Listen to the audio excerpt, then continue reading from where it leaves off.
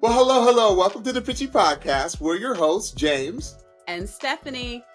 Today is a very special episode because we have a very special guest joining us. She was a top 20 playoff contestant on season 23 of NBC's The Voice from Team Kelly. She was named the Pop Diva because her performances throughout the entire show proved that she could hang with all of the greats, including Kelly herself. That's right. Please welcome Cait Martin to the Pitchy podcast. Cait! Woo! I can't believe you are our first guest. I'm fanboying like crazy because you've been my favorite since the beginning. That's very, very high praise, and I will wear that badge very honorably. That's why I had to be the first. I said, oh, no. One loves them more than me. I have to be the first one. Come on. Well, we are again over the moon that you took the time out of your crazy busy schedule to come talk to us here at the Pitchy podcast. And we know that there is probably a lot to talk about because we know from talking with previous guests of the Pitchy podcast and you briefly that it is an experience like no other to go through what you all went through. The highs and lows of live television, of being on The Voice, of just the whole production of it. And you are a seasoned performer, so, but I'm sure there were some things that you weren't prepared for, you were prepared for, and we're just going to get right down to it and find out what is really going on in Cait Martin's head. So, Stephanie, let's start us off with the first question for Cait. Okay. Hi, Cait. Good to see you. Thank you so much for joining us. If the viewers and the listeners of the Pitchy podcast didn't know you before, can you tell us a little bit about what your life looked like before you joined The Voice? Oh, my goodness. Before I joined The Voice, my performance is in like musical theater, stage, cover party bands, big wedding, anything that is like performance based with my singing. I've always been a singer. Mm-hmm. My ear just picks up a tune and I'll just hum and sing all the time. So I've always just wanted to adapt my voice however I could. And then right before the pandemic in September 2019, had a family tragedy. We lost my sister and it just stopped me cold. No performance. There was no desire to perform. There was no desire to do anything. And then also you have the pandemic and that just put a stop to all live entertainment anyway. So I was really forced to just be still and figure out what do I actually want to do with myself and in my life and my career. And I started to slowly find music through doing Instagram lives for my family where I would just get on and sing a couple songs, and then 1 or 2 people turn into 10 people, turn into 50, turn into a couple hundred people. And I just found that in a time where people felt so disconnected and so lost that I had something that could bind people together. And that was sort of the motivation to get me starting to perform again. So I would take a little theater job here or a little theater job there. And then I realized I had to really just kind of step out on my own and step away from family because I was staying with them throughout the entire thing. And once I finally decided to take a step out is when I got the call to be as a contestant on the show. So like everything was in its right timing for me. And it happened exactly when I think it needed to for my performance career. Yeah, it's crazy. Just to think back over the past 3 years and how literally COVID decimated the performing arts world. And I thought it was incredible how, we're all creatives, Cait, as you know, and how people got creative, right, even more creative from COVID. And I think it gave us all a better respect and reverence for the art and the arts themselves because we had to pivot. We had to do things differently. And it's, I heard someone say once, you know what, especially us musical theater folks, like when we get back in the theater, we're going to have voices of death because we actually had time to rest our voices Mm, during Yeah. COVID. But yeah, I mean, I totally feel you. It was a crazy time. It was a difficult time, but it was also a reflective time. hmm Uh, so that's awesome. Awesome. hmm Well, we are so happy. The world is happy. You found your way back. Yes, um, absolutely. because we've all been on a journey, one way or another. Hmm? Go Oh, ahead.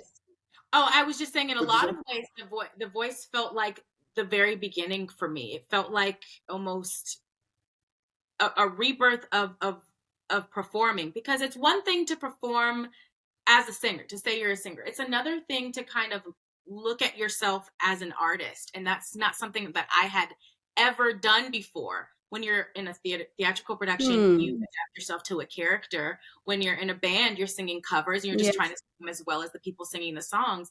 But to really take a step and look at yourself as an artist was something that I never did or had the opportunity to do until I stepped on the voice stage. And so I feel like in a lot of ways I might be seasoned in how I sing or how long I've been singing, but like as an artist, there's so many contestants that have way more experience and know who they are so strongly in that. So it felt like a brand new thing for me too.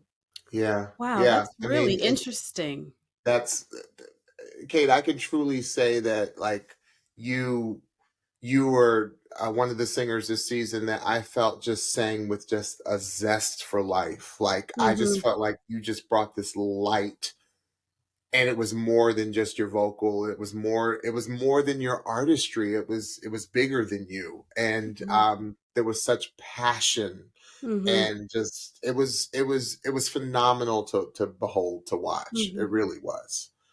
Yeah, and it's We so interesting to think about uh singer, just being a singer versus being an actual artist, and I never really thought about how an avenue like The Voice would bring that about. But you have to think about how you want to present yourself. You have to think about, as far as you can, like how what songs you choose and how they represent you, if you're, as far as being able to have a choice, as much as you're able to have a choice, just all of these things, the performance aspect of things. I never really thought about how The Voice can enable artists to dive further into that. So I hope that that was something that you were able to, and it sounds like it was something that you were able to walk away more clear of what kind of artist that you want to be. For sure. That I think that was probably the biggest gift of the show for me, was not necessarily realizing that nobody was going to tell me what to do.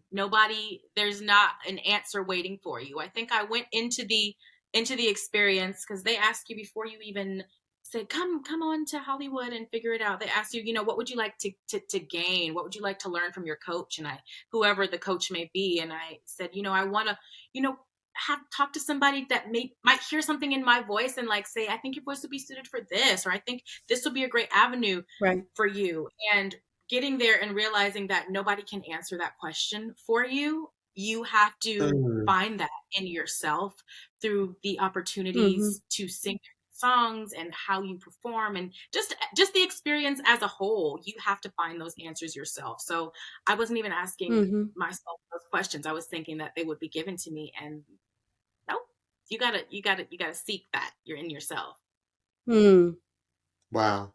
That's Wow. I wonderful. mean, you pretty much answered the second question. I'm going to ask it again to see if you want to take a different, I guess, approach. But what would you say was the best thing that you gained from being on the show, personally? It's that I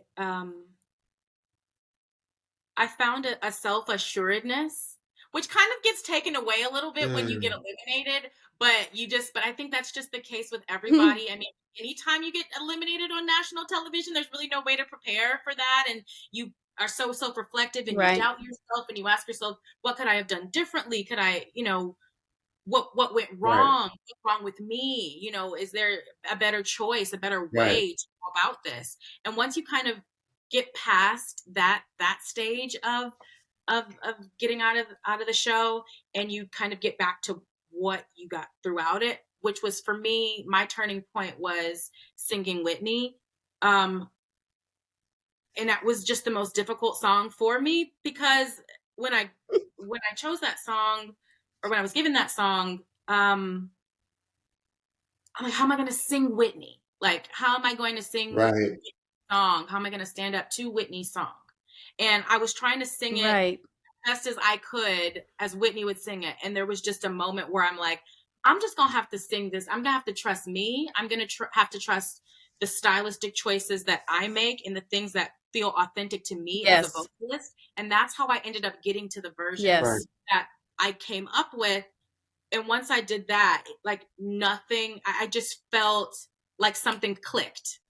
Something had just like clicked for me in that moment of oh, this is who you are. This is what you are meant to be doing as a. Mm-hmm. So it was that moment for me. And not only did you sing Whitney, you sang one of the Whitney songs. Yes. Now, a lot of people a lot of the young folks may not know, unless you're a true Whitney fan, that wasn't one of her, like, it was a hit, but it wasn't one of her monster hits. But it's one of my favorite Whitney songs. So, Absolutely. and a lot of people don't attempt that song. Right. And you slayed it. You slayed it. Absolutely. Absolutely. Thank you. We had a funky cut of it too, because we go from, like, you just go from the end of the chorus, which is really low. You skip the whole bridge and you jump straight into the key change. And I was like, they're trying to kill me here. But I'm like, how do I just, like, find in just so many little technical things. And that's why I had such an appreciation when I heard your feedback from that performance, because there was so many intricate little things that I had, so many nuances that went into that song for me in order to deliver it authentically, but also you have to kind of nail some of the technical aspects, no matter how much you want to just, like, be yourself in it. If you're not nailing these aspects of the song, it's just like, it's not doing a service to it. So finding the marriage of those things, being authentic and also technically where I needed to be for that, and being able to walk away feeling like I did a good job was super important to me, no matter what happened.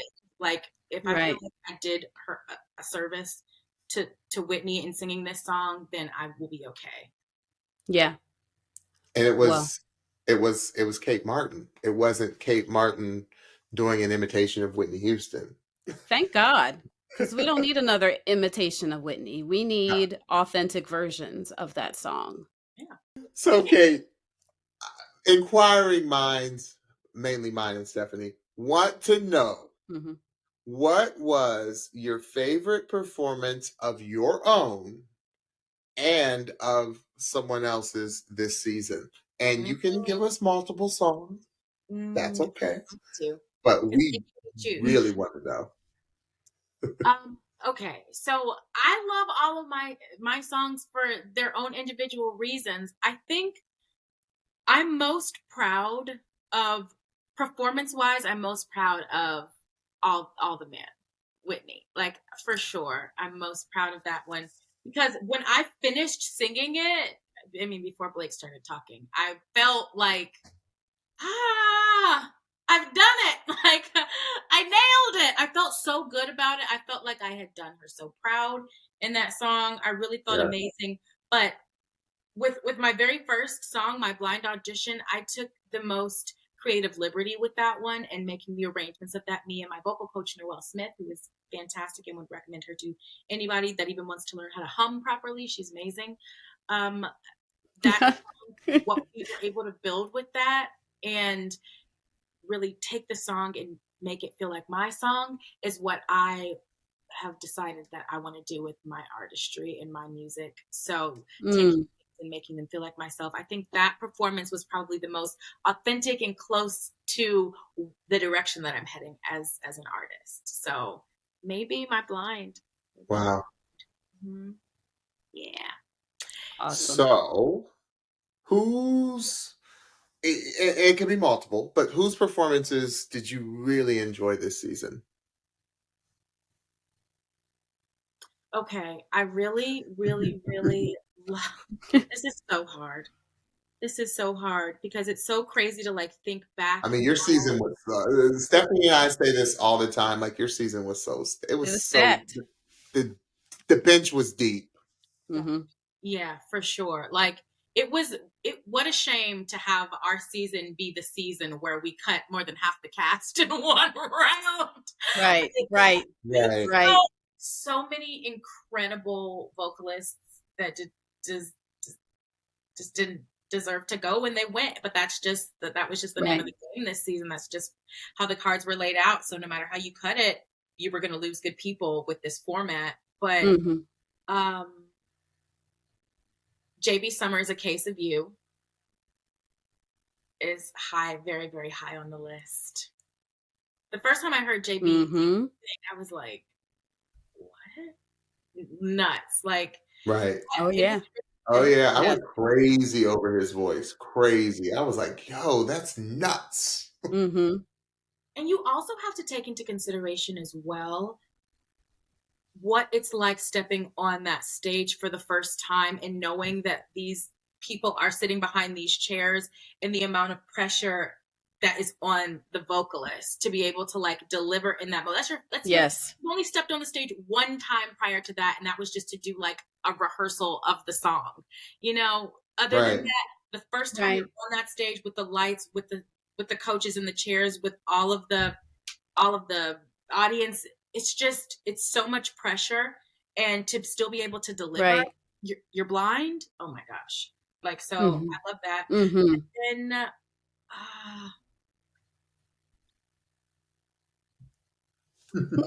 okay, Call is My Funny Valentine.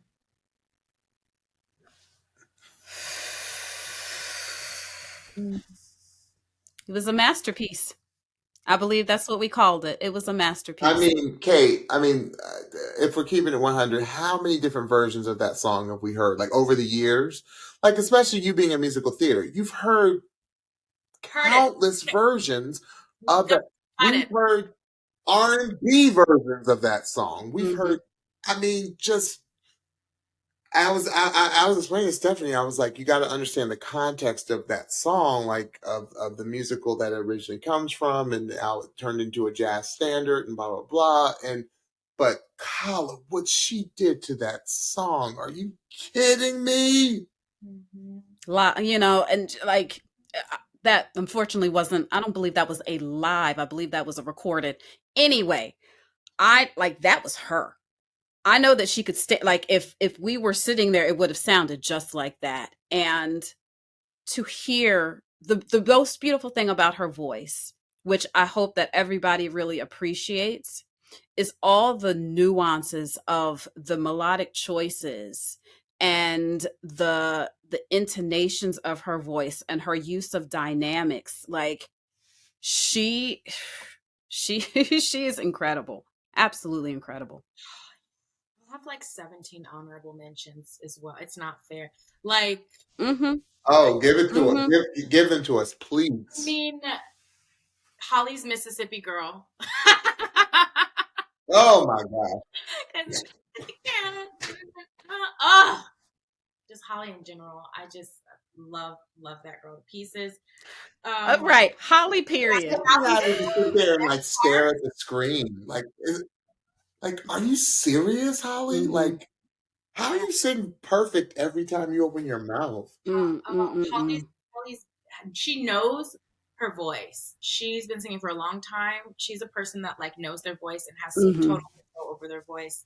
And she like knows her lane, and she's like deep in it, and like, yes, girl, like no matter what, she's on the path that she needs to be on. Allie's best part, her choices for all of her rips and runs in that song are just choices that like I can't even create in my head. Right. How does she hear? Right. How does she hear that in her head and then sing it? Like Michael B's The Joke. And that's another song. Oh, go ahead. Oh, Michael B. Yeah, yeah. He Please, is insane. Like there were so please. many insane folk. Insanity. I said, Michael B. I said, this kid can go into any genre that he Right. wants to go into. He is as comfortable. Like, I would call him a liar if he told me like his background was musical theater. Like when I first heard him sing, I'd be like, no, it's not. No, it's Right. not. I said, you're an R&B singer. What are you talking about? Yeah. Oh, he's so good. So It's He's so like crazy. good. so many incredible like finale worthy performances that we were so lucky enough to get in these earlier rounds that were just Yeah. kill. Mm-hmm. And we have like and Mm-hmm. sometimes like we had the ability to be backstage to hear some of these performances, right? We all filmed at different Mm-hmm. stuff, but you got to hear What some people have said. and they're like purest form, and sometimes when they get mixed they don't necessarily mix the way on TV that you hear the purity of the voice, and you know sometimes things clash and whatever, but hearing him sing the joke backstage for the playoffs, I was just floored. When he came back there I said, Mm. shut up, don't even look at me like that. Don't even look at me. He just started laughing. I'm like, don't talk to me. I don't have anything to ever say to you ever again. Don't Don't speak. do it. Don't do Don't it. Right. don't do Right. it. Oh, that killed me. But again, Don't do it. so many quality vocals throughout this entire season. Those are some of my favorites. Absolutely. And I'd be remiss if I didn't talk about, because I got to ask the question. I know this is going off script stuff, but you and Allie's battle, like I still go back and like your Ooh. love, like that was. Can you take us through like? Because I thought Allie had an extremely special voice. Like Mhm. I was a huge fan of hers. I was very disappointed that she got paired against you Yeah. because I said if it was It's like anyone else, Allie would have right. been through. Right. I'm still mad she was not saved. Because I think both of you all like it was You both just should have went through.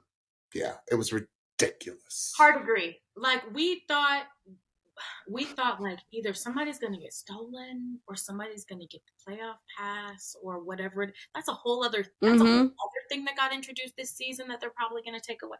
They were just like throwing stuff at it. We're like, let's try it. Like there was so much going on We're gonna behind the sit. scenes. There was just so much going on behind the scenes that people just don't know about with this season, and just trying to just make it Mm-hmm. work. And with Allie, we got the song, and both of us just knew the chord. Must have been love. That's all we knew, right? Right. And she Mm-hmm. look that came over her face of just like panic, and I just went into like Mm-hmm. like all of my experience in theater and harmonizing and working with other people and like arranging and things like that. I said, okay, well, I don't know if you have any ideas for the song, because they just give you the song. They don't divvy it up. They don't break it up or anything like that. Mm-hmm. I said, if Right. you allow me, I'm going to take some time and I'm going to like split this up so that it feels really balanced for both of us. And then we can come in and play around, do some things. And so like I spent the whole night and like, you know, arranged the song and tried to break up the parts and make sure that it felt like a duet instead of a battle. Because the whole goal was like, we want this to be so good that they can't choose, that one person doesn't sound better than the other person, and that we can walk away from this no matter what happens, with both of us feeling so proud of this song. Not like, I killed her. She did, because like her voice was in awe of what her voice could do as well, and wanted to highlight that. So being able to like have the gift of being able to like arrange it, and then I'm like, you know, I think like hold this end part out right here with this big note, and like, do you want to take the top note? And she's saying, and she's like, ooh. I was like, I can take it. She's like, no, I can do it. I'm like, you can do it. And so we got that, and then the playing back and forth, and just getting in there with Kelly, and she just threw the papers up, and she was like, what have I done like with this arrangement? Right. Like, so it really felt like a duet with Allie, and we are such good friends now, because I mean, it's a competition, and that is probably the most competitive part of the process. is when you literally sing the same song at the same time with someone else and they have to choose who they prefer, especially when it's a song that's not either of our wheelhouse. So it really just comes down to preference in that moment. And exactly. Yes. That was just the preference. And I don't know what else was going on or what else they were waiting out for in that moment. But that's when the tables kind of turned for me in the competition. And I was like, what's really going on here? Because I know, like, I heard everything that was happening, and I heard the other performances as well. Yeah. And I really thought that we gave a performance that was able to get us both to the next round. So I mean, it was for me. It's one of the best battles. Absolutely, it sure was. Brava for your arranging, sis. Yes. Seriously. It was masterful. And James and I think I can speak for James when I say that when we get into these battle rounds, the thing that we love about it is for it to feel more like a duet rather than a battle. Like, we think that the best battles do sound like a duet. So you did a masterful job at arranging, and you both did. Was so good too. Oh my goodness. Listen, that's a whole other hour. We could talk about Riley Tait and Michael B. Lord have mercy. Listen. I say you 15 years old singing like that. Even Michael B had to be like, boy. Yeah, Michael B was like the daddy in that one. He was like, I was like, Riley, go somewhere and sit down. Yes, he was. He did the proud daddy shaking, though. You better sing, boy. Go somewhere and sit down, Riley. Oh, it was so good. We were done. 90 R&B crawl up in that throat. Listen, James and I literally, like, that night we freaked out over that song. No, it was a leak. That was the leak. It was the leak that week, and we lost it. We lost it. I called Stephanie. I said, "Who that blank is Michael B?" Because Lord. That was when I was like, "Yo." It was so crazy to watch it back because we had 2 weeks of lives, right? So, like, we had filmed the entire show. And so, like, we all knew what was coming, but we didn't know who the leaks were. They didn't even tell us if we were getting leaks. Right. I was having brunch with my boyfriend and his mom when As It Was got leaked, and my phone just started blowing up out of nowhere. I was driving when I got the phone call about your leak, young lady. I was driving, and I almost crashed the car. Stephanie said, "James." I said, "James." I almost crashed because I made the mistake of putting it on while I was driving. Right, that was a mistake in the best way. We are so glad that James survived. I can listen. Yes, park and listen. Yeah. Yes. Just sit. Sometimes we'll be in the house and he'll go and he'll be like, "I gotta go," and he'll go and sit in the car and listen to Whitney or listen to As It Was, and he'll just be like, "I just need to hear it in the car on the car speakers." Yes, that surround sound, absolutely. All right, so what was the best thing about working with Coach Kelly? You know, she really wants everyone to succeed. And I think what she's feeling in the rehearsals when she's hearing you sing the songs for the first time is like her most genuine and pure reactions to things. And it's so nice and so refreshing to have someone who has heard so many different voices, who's studied so many different voices, like be in awe of you and lovely things to say about your voice. Kelly is a joy. She's just like a beam of light. She's so encouraging and so optimistic, and really just wants everyone to succeed. Is what is the real genuine feel and the vibe that we get when we're with Kelly. So just having someone who is such a vocal force be able to just like honestly give her opinions on what you're doing, and you know it's authentic. I think out of the 4 coaches that we had this year, we didn't know what to expect from Chance. We didn't know what to expect from Niall. We kind of know what to expect from Blake in terms of like what he's going to give his performers. But with the 4 of them, I feel like Kelly has like the most profound ear in terms of like singing voices and singing. So I was just most eager to hear like a lot of her feedback and things for my voice. So what I did get back from her was it just boosted me up and gave me the confidence to like do my best every time I got on stage. All right, so question, Cait.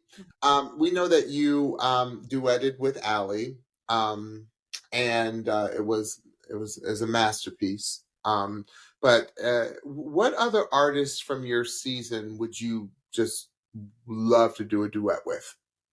Oh, JB. I thought that like I'm gonna be Team Kells all the way with these answers, but like I just felt Right. like I wanted us to be like given like a whole new world by from Aladdin or something. I just feel like our voices blend beautiful together, and anytime we're just playing around, Yes. They would. together, I'm like, oh wow, we would make such like a pretty little musical baby with our voices. So I would love to sing anything with him. Who else would I love to sing? Michael B. Love to sing anything with Yes. Michael B. Yes. That would be nuts. Yes, Lord. Also, Ali Ibarra, my other Team Kelly, Ali, that stayed. Yes. I love singing with Ali too. Jeez. Yeah. Oh. Can you shoot that over to the Pitchy podcast first if y'all ever get that together, please? Well, actually, we met up. That would bless us. We sang a little bit together. We were singing like some Michael Jackson. We have, like, I did see that. Yes. I mean, it's not like a professional video, yes. like that, but we were just jamming together. I also listen. It's enough to hold me over. Like I got the itch. Just send it. Just send it. I need it. Oh, please. All right. So, Cait, what would you say was the best lesson you walked away with from your entire experience on The Voice this season? That I can do this. That I feel like I'm meant to do this in this capacity, like my own artistry. Yes. I can do more than just sing other people's songs. I learned how to trust my ear. Come on. I learned how to trust my voice. I learned how to trust, more than anything, my choices, my instincts as a vocalist, as a musician. That's not something that I think I had the confidence before until I went there and I had to make really strong choices. Like, right. I think I was expecting to have more guidance and more support in terms of like navigating. Okay. And even though I don't feel it, because I feel like maybe, I don't know. I'm never going to say anything bad about any of my other contestants. I'm never going to say anything bad about like any of the coaches. But I think I just had an expectation that I was going to get more actual like guidance and coaching for my individual like gifts. And it was almost like I just brought what I naturally had there. And they were just like, we like it. Right. That was good. That was good enough to move on. This to move on. And then when it wasn't anymore, or when whatever happened wasn't anymore, then I wasn't there anymore. So I walked away not necessarily feeling like I had grown from the guidance or the coaching, but more so the pressure of the environment and having to like rely on myself and make a lot of those choices and decisions. Because I think maybe if I had, a couple of conversations with my coach about like song choices or just different things like that might have made a difference in what happened on the show. But then I think back to what happened when I had my playoff song and I sang it in rehearsals with Kelly, and Kelly had no notes, and she was like, I don't even need you to sing it again. And Paul, the band leader, was like, can we the band would like to do it again, please. Right. I was kind of like, well, give me something, like give me, if this is perfect as it is, then I should be moving on. But like, if it's not, like, give me your Kelly Clark, give me something, like help me in a way that here. And maybe she wasn't able to in that moment, or maybe that's just not, where her path was, where her heart was leading her in order to take our two finalists who were amazing into the finals. But just, Right. I think for a while I really struggled with trying to understand what I could have done differently and what I could have learned in that. And it just ultimately came back to the point Mm-hmm.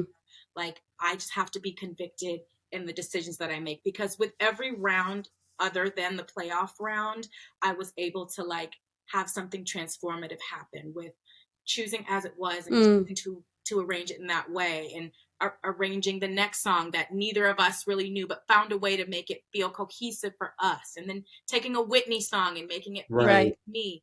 And then by the time we got to the playoff song, it was just kind of like we were just kind of like, all right, now go do it. And you're okay, Right. because we didn't have too much time. Right. Yeah. Right. There would have been a little bit more coaching. I think maybe that's one of the only things I might have left me longing for from this experience. But overall, the person that I am Right. because of it, I'm so grateful for the experience. Mm. Well, Wow. I'm so glad that you were able to walk away with that. Yeah. Walk Right. away being able to trust yourself and trust your choices and trust that Trust your trust all instincts. your instincts. Exactly. Yeah. That's wonderful. Because you know, you hear, and we all hear horror stories about the industry, and you know, about how really alone you are, and that, you know, it's not nowhere near the glitz and glamour that people think it is. And that's awesome that you were able to walk away with all those things. Right. Absolutely. So we have come to the portion of the podcast where we are going to do some rapid fire questions. I'm going to make a statement or ask a quick question, and you are going to give us a quick answer. Are you ready? Yeah, I didn't look at these questions, so I'm excited to see what my brain does. Okay. Okay. All right. So the first one is, what is your favorite app on your phone? My Smoothie King app, because I get points, and I like to get a smoothie every Friday. Is that what you meant by that? Okay, I love that answer. You mean like a I social love that answer. app, like Instagram or like TikTok? This favorite app. No, favorite app, I love period. it. Come through. I love it. What is your favorite movie genre? Ooh! I love heist movies. Any kind of like suspense, Come on, Heist. rob a bank. Anytime there's like a mystery. You know, like, Come on, Ocean's 11. yes, like Inside Man and Ocean's 11 and things like Oh that, yeah. where you keep you on your toes, and like there's a plot twist somewhere in there. And yeah, I like that. I like things where my mind just like stays active. Come on, suspense. Yes, I love that. What is your favorite karaoke song? Living on a Prayer, Bon Jovi. Really? Come through. Come through. Yes. What is your dream vacation location? And I will be honest and say, every time I hear the word location now, all I think of is D Smooth. Send me your location. What is your favorite vacation location? That I've been to, or that like a dream? Or your dream vacation location? I was Dream. about to say, you were on the ship, so you went to a lot of nice places, I'm sure. I haven't been to the Maldives though, and I would love to go to the Maldives. Oh. Come on, Maldives. Yeah. What is your Starbucks order? I don't drink coffee. So it can be tea. So I like the passion tea lemonade. Okay. I like that a lot. Sounds yummy. Or I like a chai tea latte. I'll get that. See? Iced or hot, Cait? Ooh, hot. I like a hot chai. Okay. I like the ice. Yeah. Oh, I'm sorry, Jane. No. There are no wrong answers. What is the album you always come back to? Oh man, Can I do 2? Yes. Okay. Maxwell's 1999 like unplugged album that he did. Oh my gosh. Do you know that? Like, throw that back. Yes. Yes. There's I feel like there's not a yes. better piece of art than that. It's timeless. It works in every decade. The vocals have never been a perfect album. Yes. And then Falling Into You by Celine Dion. Oh, Celine. No. Oh. That's the other one. Oh, I love me some Celine. Lord have mercy. Oh, that just took me to a place. I love me some Celine. I haven't really thought about her in a hot minute. Here's the last question. What is your dream celebrity collaboration? Mm-hmm. Oh gosh. Oh, I don't know. Probably Celine. She's probably the reason why I sing, for sure. Yeah. Oh. Like my first musical inspiration and my biggest musical influence would be Celine. But I mean, I with so many people. If I took like somebody current that's on the radio now and today, maybe like Jessie J, but maybe I'd be embarrassed. She'd embarrass me. Like she would run all over me. Like I'm not super like tech to sing with her. I'd love to sing with Adele. So, Cait, before we close, can you please let the audience know anything you want to share about what's coming up next for you, where they can keep up with you on the socials? Let the people know. There's so many things up in the air right now. I definitely want to continue. We're finally out of these contracts, so I can start like performing places now. But I, again, am on my path to like finding my artistry, and it's different. It's different to not just like want to jump back into a musical or jump to what I'm comfortable doing and really like pour into my artistry. So I'm focusing on doing that right now. I hope to get some shows coming up soon where I'm singing some other material and slowly start integrating my music into that stuff. But my socials are the same across everything: TikTok, Instagram, YouTube, and that's Cait Martin Sings. Cait with a C, CaitMartinsings, and that is any and everywhere on everything. So that's where you can find me, and please stay tuned because now I just like it's going to be singing every goddamn day. So you can't hold me down. Well, we can't wait. Good. And we will be keeping up with you, so we will be sure to let the Pitchies know when you post about anything that you've got going on for sure. Absolutely. Well, Cait, we want to thank you so much for joining us today. It's been wonderful to talk to you, and we wish you so much success and continued opportunities to use that incredible gift that you've been blessed with. Okay, Stephanie, tell the Pitchy audience what they need to know. So don't forget to follow and subscribe to the Pitchy Podcast on your favorite podcast platform so you can be the first to know when we drop a new episode. And like you all know, we are on YouTube now. So search for the Pitchy Podcast and hit that subscribe button so you know when we drop a new video. And don't forget to follow us on Instagram at The Pitchy Podcast for new episode alerts, episode clips, and so much more.